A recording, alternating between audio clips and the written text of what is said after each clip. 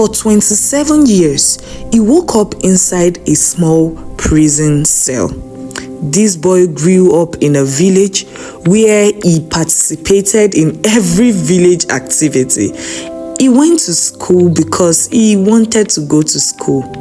He also had time where he had to study under lamps. Eventually, his father died, a local chief. Growing up, he was surrounded by injustice, a system that calls him less.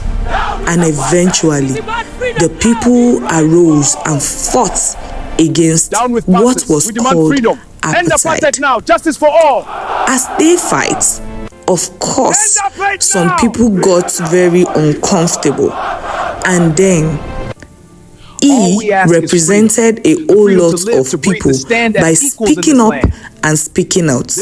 He would not be silenced. He joined the African National Congress where he spoke boldly. Eventually, the inevitable happened in 1962. Arrests started. People were getting arrested for speaking out, and he was particularly taken. He was sentenced to life imprisonment, a life without hope, and the authorities believed a life without freedom would break him. A place meant to crush the human spirit, that was where he was sent to. For years, he spoke out, yet no one heard his voice, and as a son of this land, no one that could help heard his voice. He slept on a thin mat, walked in a limestone quarry. His letters were censored, visits were so scarce. The world outside moved on without him. Years stretched into decades, 10 years, 15 years, 20 years, and even 27 years. Yet, he endured.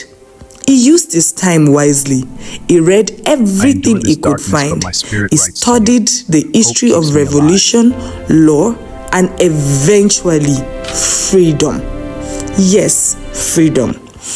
Mandela stepped into the sunlight and the world watched in awe. He could have sought revenge. He could have demanded punishment. Yet he turned his anger into power. He chose something more radical: forgiveness, unity, and peace. Crowds cheered. The world saw a man who had been imprisoned for decades yet carried no bitterness. A man who had every reason to hate, yet he chose hope. In 1994, South Africa held its first democratic election. Oh, my son, I've missed People you. waited in lines for hours, sometimes days, just to vote. Some had never touched a ballot in their whole life. Nelson Mandela became the first black president of South Africa. He focused not on revenge, but on reconciliation. He invited former enemies to join his government. He understood a profound truth: you cannot build a future if you are trapped in the past. Mandela understood that leadership is not about power, it's about responsibility. Mandela did not change history because he was strong.